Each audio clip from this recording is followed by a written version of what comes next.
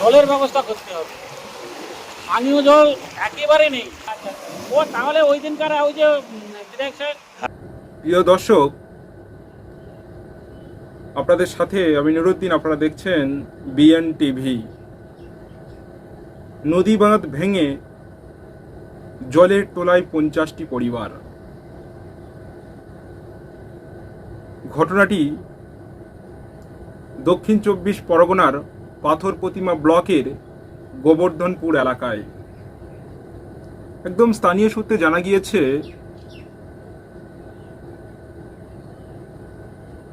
ওই এলাকার প্রায় 600 মিটার নদী বাঁধ ভাঙন দেখা গিয়েছে। তার ফলে এই ভোড়া কটালে জলের তোড়ে, নদীর জলের তোড়ে পুরো প্লাবিত হয়ে গিয়েছে এলাকা। 50টি পরিবার এখন জলের তলায়। জানা গিয়েছে বেশ কয়েকদিন আগে ওই পাথর প্রতিমার বিধায়ক তিনি প্রতিশ্রুতি দিয়েছিলেন রিং বাঁধ তৈরি করার। তবে এলাকার বাসিন্দাদের দাবি, যখন বর্ষা আসে তখন এই বাঁধ তৈরি করার কথা বলে প্রশাসন, কিন্তু খোঁড়ো শুকনোর সময় বাঁধের মেরামত করার পরিকল্পনা করে না। স্থানীয়দের অভিযোগ, মূলত তাদের মুখ থেকে শুনবো তারা ঠিক কি বলছে। উপরে দাঁড়িয়ে আছি, এই অবস্থা। আমাদের নদী বাঁধ 1 বছর আগে থেকে নদী বাঁধ নেই। সেখানে বিধায়ক সাহেব এলেন, একবার নয় দুবার 3বার এলেন। তাদের কাছে আমরা আপত্তি করলাম যে আপনি এই শুকনো মরশুমে বাঁধটা করে আমাদের গ্রামটাকে রক্ষা করুন। উনি বারবার প্রতিশ্রুতি দিচ্ছেন, আমরা বাঁধ করে দিচ্ছি, আমাদের অ্যালটমেন্ট হয়ে গেছে, আপনারা থাকুন, আপনারা জায়গা জমিন দিন। তাহলে জায়গা জমি সব কিছু দিয়ে আজকের মানুষরা এই রাস্তার উপরে দেখুন তো, সব মায়েরা একটা করে ছেলে আর মেয়ে কোলে নিয়ে আজকের রাস্তায় দাঁড়িয়ে আছে। কেউ ঘরে ঢুকতে পারছে না, সব ঘর তো পড়ে গেছে।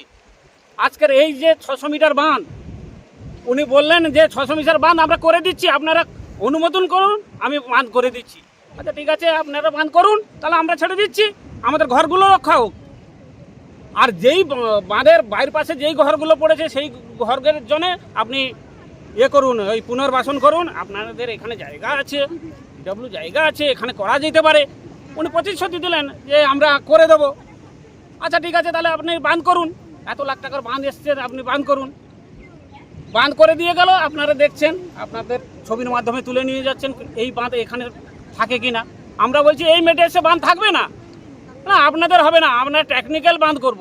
এই টেকনিক্যাল বাঁধে আজকে কি হচ্ছে, 50-60টা পরিবার এখন জলের তলায়। এলাকা জল ঢুকে গেছে। এই মুহূর্তে প্রায় 600 মিটার নদী বাঁধ একেবারে ভেঙে গেছে। জল ঢুকছে, 50 থেকে 60টা পরিবার একেবারে নিঃস্ব। পঞ্চায়েত মেম্বার, গ্রাম মেম্বার, প্রধান কেউ আসছে না, এখানে কেউ আসছে না, দেখছেও না যে কীরকম আছে গ্রামের মানুষরা। শুধু প্রতিশ্রুতি। টাকা সরকার অ্যালটমেন্ট করেছে, কিন্তু কাজই করছে না এখানে।